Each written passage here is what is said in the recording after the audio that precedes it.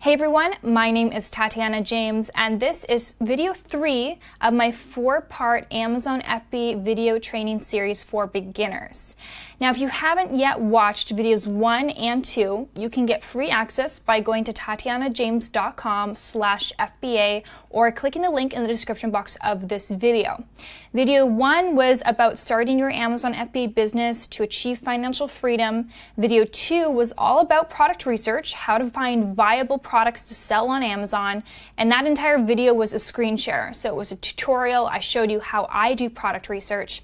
And in this video today, we're going to be discussing your Amazon FBA roadmap to success. So in this video, I'm going to be summarizing all the steps that you're going to need to take on your journey with starting your Amazon FBA business. And the whole point of this video is to zoom out so that you can get a better understanding of this whole process of selling on Amazon, so that you can be left feeling a sense of confidence, knowing what to expect on this journey. So I'm not going to go in depth with any one of these steps because that's going to take a very long time. Again, the idea is to zoom out and just give you a summary so that you know what to expect on this journey. All right, so step number 1 is picking a product to sell on Amazon. This is fundamental. You got to pick a product to sell on Amazon. And remember here, we're not trying to invent something new. We are looking at the Amazon marketplace. We are looking for products that are already selling well. We're doing the math, we're pulling the data, we're following a set of criteria to help us evaluate which products would be viable products to sell on Amazon. And that's how we are determining what product to sell.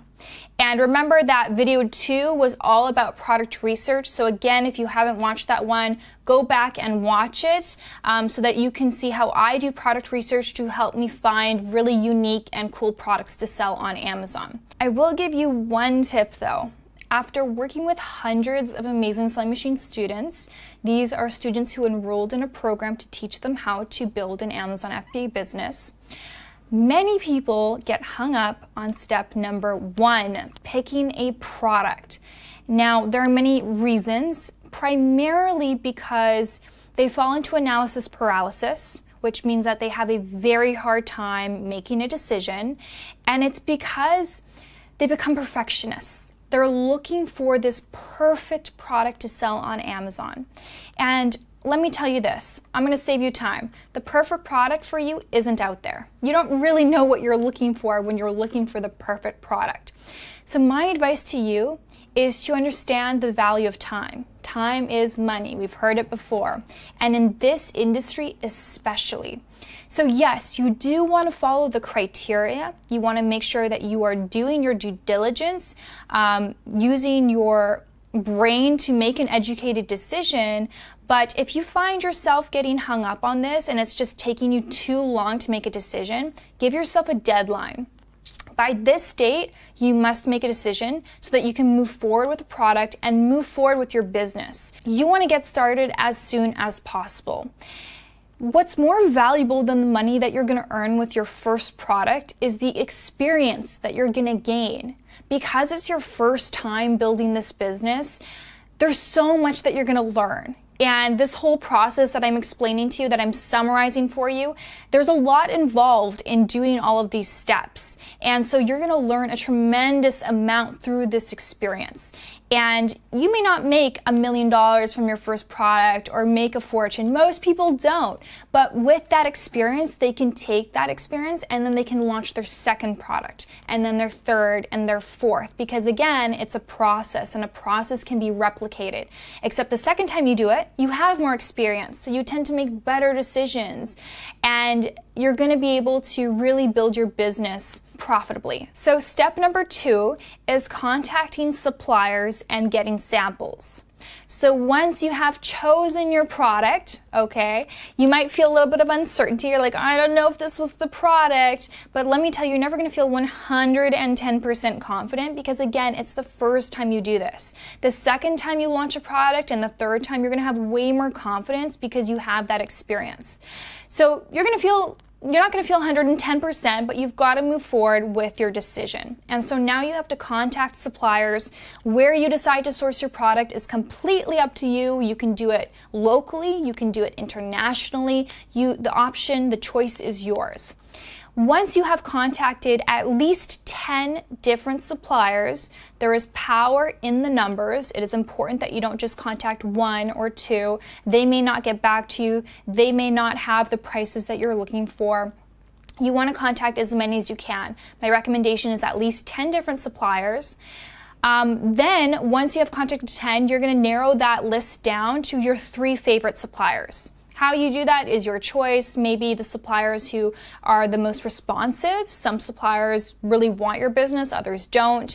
Maybe the suppliers who have the best profit margins, the best prices for their products. It's up to you. And once you find your top 3 suppliers, now you're going to request a sample from each of those suppliers.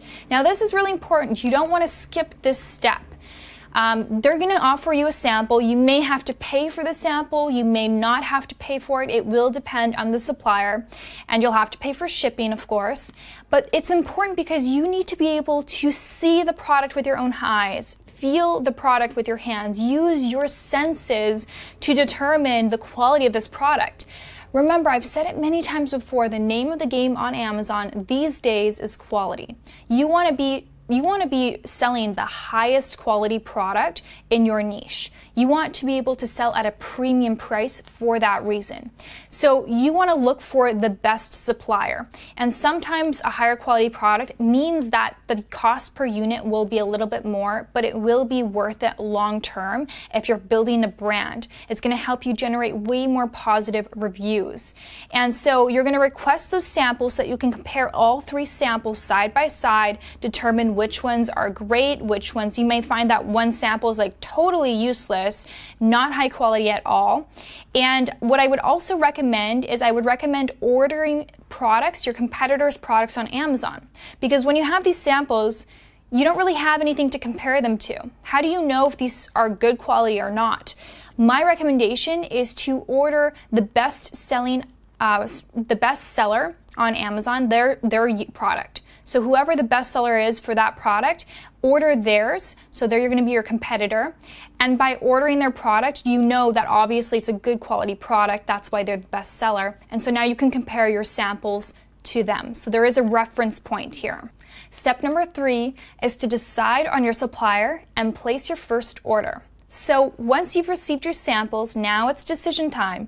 Now you have to determine which of these 3 suppliers should I move forward with. And what helps you determine that is the highest quality product, which of the products offers me the best profit margin, the communication with the seller. There are many things to consider, but you do have to move forward with one supplier. And so once you have made that decision, then you're going to go ahead and place your first order with that supplier. And when you place that first order, they're going to send you an invoice, and you're going to make sure that you don't pay more than 30% of the total invoice. So you're going to send them a 30% deposit. Now, the reason being is because some suppliers, if they know that you are a beginner, that you don't have much experience in business, they might request that you pay 100% of the invoice total. They may ask you to pay 80%.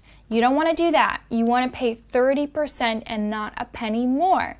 And the reason why is because that is the standard in this industry. A 30% deposit is very common, and you want leverage. Especially if you have a supplier that's international, it's harder to kind of hold them accountable if something does go wrong. Your deposit is enough to place your order so that they can start the manufacturing process, but that means that you still owe them 70% of the remaining balance. And so we're going to talk about this in a few steps about what happens after your order has been completed. But the idea is that with a 30% deposit, you now have leverage because you have yet to pay them the 70% balance. So if something does go wrong in the manufacturing process or after the inspection, then you have a way to make things right. Step number 4 is to create a draft listing in your Seller Central account. So you're going to log into your Seller Central account and you're going to create a listing for your product, which you're going to be selling. But I say draft because you don't need to perfect this listing. The idea is by creating this draft listing, Amazon's going to give you this unique identifying number, which is going to be unique to your product, and you're going to want to use that on your product packaging. You can add pictures and text and copy and all of that later. You can always edit your listing at any point in time, so it's not set in stone. So you're going to go ahead and create your draft listing, and you're also going to go ahead and buy your barcode.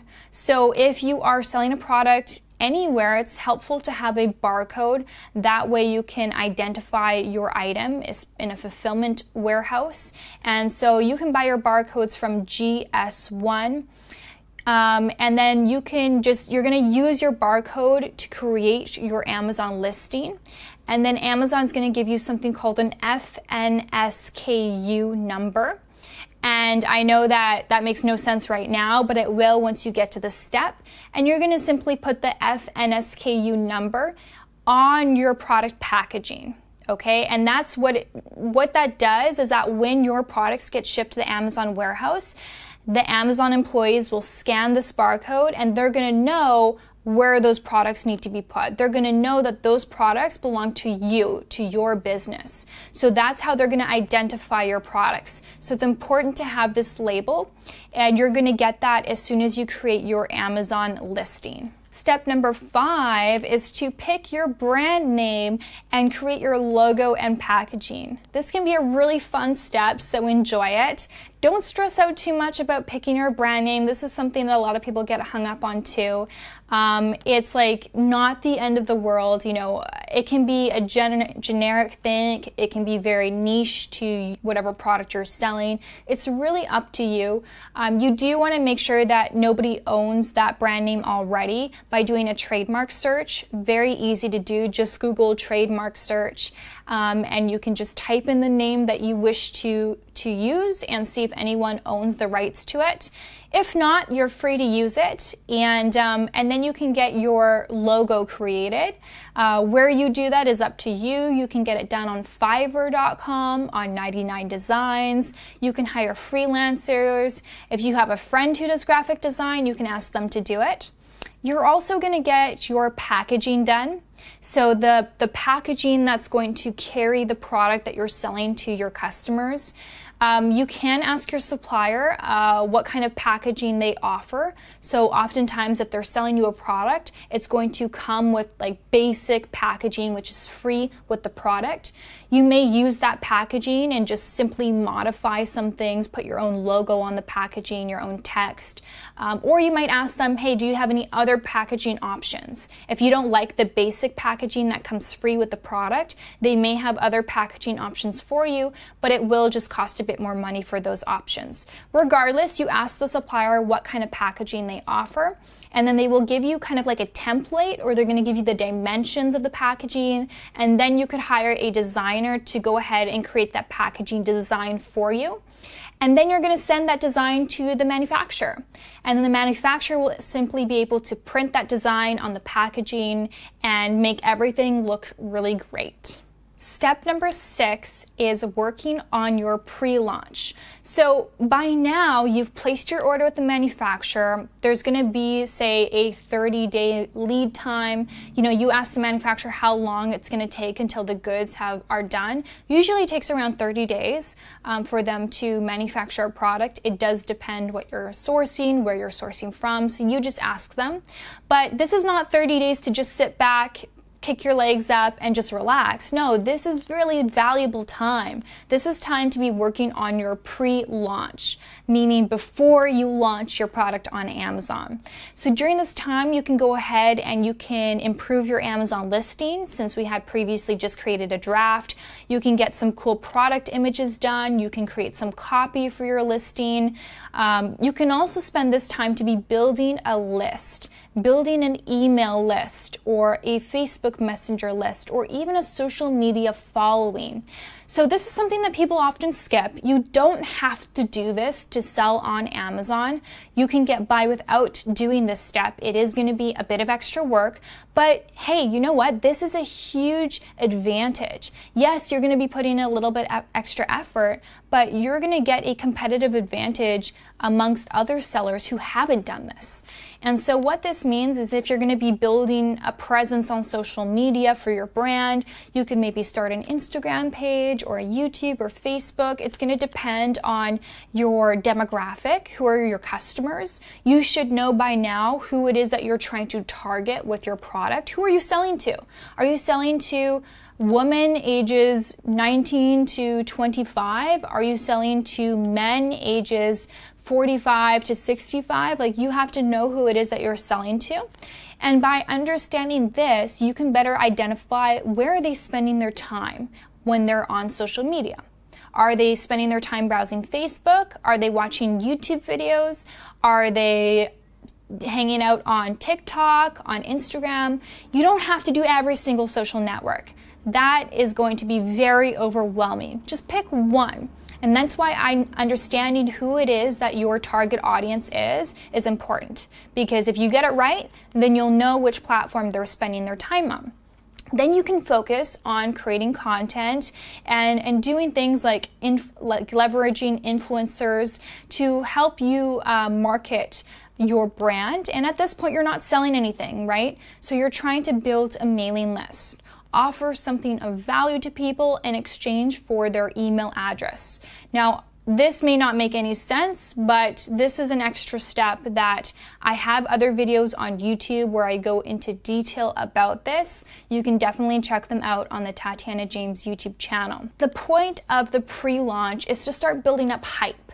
You want to start getting people excited for your product to launch so that when launch day comes, that you have an audience of people who are warm, who are excited to buy your product. You don't just want to launch your product on Amazon and then hope that people come and buy your product. No, you want to put in the work in advance to ensure that you have even a small amount of people who are ready and anxious to buy your product. Step number 7 is to hire a third-party inspection agency. So you get an email or a Skype message from your supplier letting you know that manufacturing is complete, and now they're asking you to pay the remaining balance for the invoice. And you say, okay, great, thank you so much, that's wonderful. You let them know that you're going to be hiring a third-party inspection agency. And what this simply means is that you're going to hire an independent agency to go to your manufacturer's facility, wherever they're located, and they're going to inspect the inventory. Because you aren't there in person, you can't be there, especially if you're sourcing internationally, you can hire people to do this for you. So they go ahead and they inspect the products. They make sure that the quality is up to par, that it's exactly like the samples you received. You tell them what to look for. And they will either pass or fail your manufacturer. And if they pass, wonderful, that's great news. That means you can move on to the next step. If they fail the inspection, that means that maybe some units were broken, some units were not as described, some units are, low quality, whatever it may be, whatever the reasons for failing the inspection. Now you ask your supplier to make it right. Your supplier may replace the broken items. They may reimburse you for items. You can determine how you want to go about it, but you can negotiate with them. And the reason you can negotiate is because you have yet to pay them the 70% balance. Had you paid 100% up front and you came to this point and they failed the inspection, then you have no leverage over the supplier. You can't say like, hey, 50 units are broken, please reimburse me for them. Most likely they won't do anything at that point because they got their money. So in this case, you want that leverage. So now you can negotiate them, and oftentimes they will make it right. They will give you the replacements. They will work with you because they want to make sure they get their money. And so that's what happens. And then you can make things right, and then they can pass the inspection, and then you can move on to the next step. So step number 8 is then to go ahead and pay your supplier. You pay them the balance. And then step number 9 is to hire a freight forwarder. A freight forwarder is essentially going to organize the logistics of your shipment from point A to point B. And you don't need to hire a freight forwarder. You can do it yourself, or you can have your manufacturer organize the shipment for you. Sometimes they will offer this for free. But I recommend working with a freight forwarder. I think it makes a world of a difference. I don't know much about shipping, especially shipping products by sea. If you choose to ship by sea rather than by air, by boat, that your products can be on a ship for the next 30 days, the next 45 days, and there's a lot to it. When you're shipping something by sea, there's a lot of logistics involved. There's the customs taxes, there's the bond, there's a lot. And I am by no means an expert in this field. I don't even want to learn how to do this. So I hire a freight forwarder to take care of it for me so I can have peace of mind. And the freight forwarders are a wonderful investment. It's a small price to pay for that peace of mind. They're usually maybe a couple $100s for their service, and they organize everything. Like I said, they will contact your supplier directly. You'll let them know where you're going to be shipping the items to, and they manage the entire thing. So I definitely recommend working with a freight forwarder. The freight forwarder I've been working with for the last 5 years, I will tell you who they are.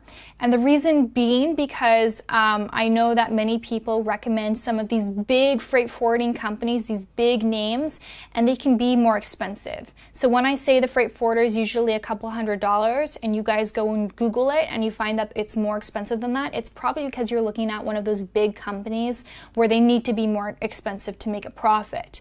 The freight forwarder I've been working with for a number of years, they're a small company. They don't do much marketing. I've been working with the same woman named Patty for 5 years. She's an angel. And so I'll let you know who they are. They're called Sea Riders, and you can email amazon@seariders.com. They will give you $20 off of your shipment if you mention my name, Tatiana.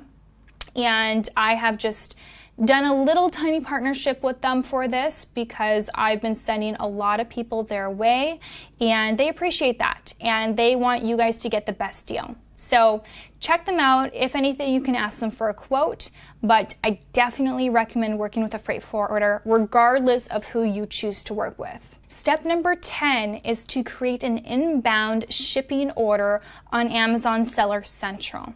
So how do you know where you're going to ship your products to? Amazon has warehouses all over the states, in every state. How do you know which warehouse you're going to be shipping your products to? What address do you give your freight forwarder? The way that you know is by creating this inbound shipping order. So you log into your Amazon Seller Central, you click on your listing, and then you create an inbound shipping order, and essentially Amazon's going to tell you, they're going to give you an address, and then that's the address that you use. So it's the address you would give to your freight forwarder, let them know that's where you're shipping your products to. Step number 11, your goods arrive at the Amazon warehouse. This is time to celebrate. This is exciting. You've come really far.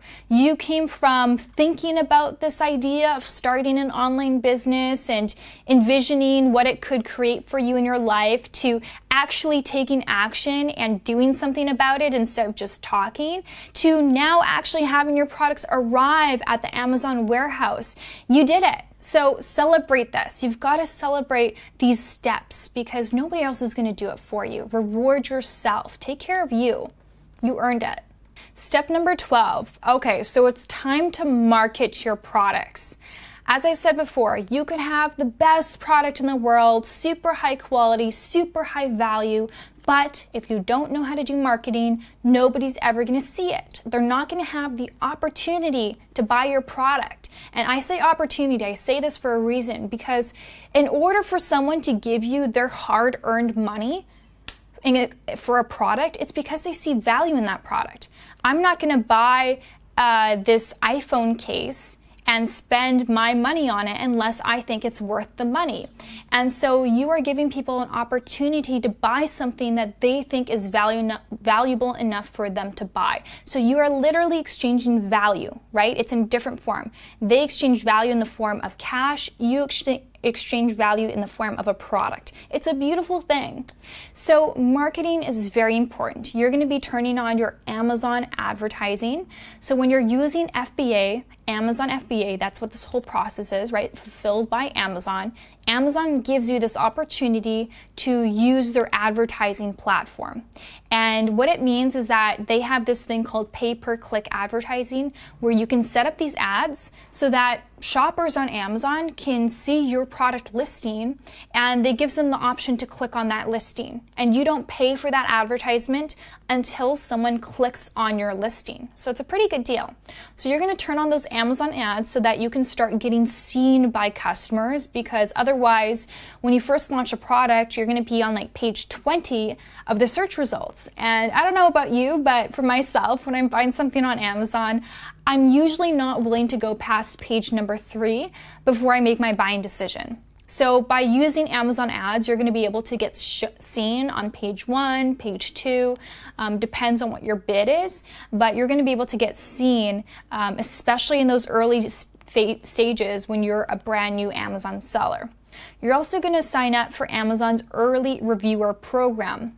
Maybe you've been part of a discount site before where you can get discounts on product in exchange for a review.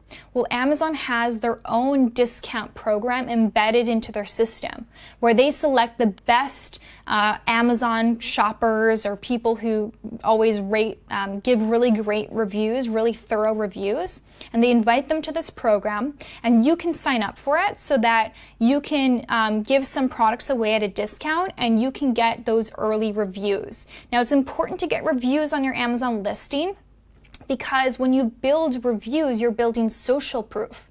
People know that the people who are leaving these reviews are customers. They're people just like you and I who are shopping on Amazon. They needed a product, they bought the product, they had an experience with that product, and whether the experience was good or bad, they decided to leave a review. And so any potential customers that are going to your Amazon listing, if they see 5-star reviews, if they see positive reviews, that's going to influence their buying decision. It's going to make them more likely to purchase your product because they see that other customers, past customers, were happy with the product. So they think, oh, well, if they were happy, then I will be too.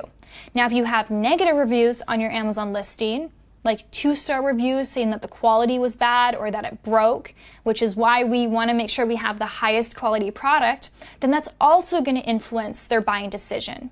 If you have 2-star reviews, they're more likely not going to buy your product. So you want to make sure you're getting those initial reviews, and the early reviewer program is one way to do that. And then you want to do some external marketing. You don't just want to focus on what you can market inside of Amazon. You can do marketing outside of Amazon. Use those social media accounts that you built up, do some Facebook advertising. You can play around. There are so many options these days. Pick a couple things that you want to learn how to do and go ahead and do that. And it's going to be, again, a learning curve, but you'll get the hang of it. Step number 13 is to earn your first dollar while you are sleeping. Wow, that's an exciting moment. I remember the first time that I made $1 when I was sleeping. I woke up in the morning and someone bought my product. I was like, what? That's awesome. Like, you no longer have to exchange your time for money. This is revolutionary because in the past, if you've always worked a 9-to-5, you had to be at your job. You had to be working in order to earn that paycheck, in order to make that income. With this business, you can earn money while you sleep. While you're sleeping, there are people in other time zones that are buying your products. It's a really cool feeling. So again, this is a time to celebrate. I remember when I made my first sale of a cognac sponge on Amazon, I was actually in Vegas. I was at a SellerCon event. SellerCon is the largest e-commerce event for Amazon sellers, and it's hosted by The Amazing Selling Machine, which is my favorite Amazon course. I was at this event and I had finished up the whole day of the event. I was really exhausted, but I went back to the hotel room and I saw I had made my first sale on Amazon, and I was celebrating with my partner. We were jumping up on the bed like little kids, and it was like only like $10, but still, like the first dollar that you earn is going to be the hardest. Because again, what is involved to earn that first dollar? You're building a foundation for yourself. To earn your second sale, your third sale, it gets so much easier. So celebrate this moment, because this is a pivotal moment in your life. Life will never be the same again. And I'm just speaking from experience. I never want to go back to the life that I had prior to owning my own business, my own online business. The mobility that it gives me, the flexibility, the comfort that it gives me, the financial freedom, so much. So enjoy this moment. And the final step is to reorder your inventory from your supplier and repeat the whole process. So by now, you're going to see that you're starting to make sales on Amazon. You're like, my inventory is getting a little low. I should probably place an order with the supplier. You go ahead, you place the order with the supplier, and you repeat the whole process, send the inventory to Amazon, and you do it again and again, and you start to see your sales going up, and then you can go ahead and launch your second product or your third product. And again, because it's a process, you can take what you learned and you can do it again, but do it better. So there you have it. That is your roadmap to success with Amazon FBA. Now, of course, the devil is in the detail, so there is more than meets the eye, but you're never going to know everything before you get started. You're going to learn with experience. You're going to learn as you go. So if you enjoyed videos 1 through 3, then you're going to want to make sure that you get access to video number 4, which is putting it all together, getting serious with starting your business. What do you do next? How do you actually get started? So in order to gain access to video number 4, just go to tatianajames.com/FBA. You'll get free access there, or you can click the link in the description box below. Thanks for watching, guys. If you have questions, comment down below, and I'll see you in the next video.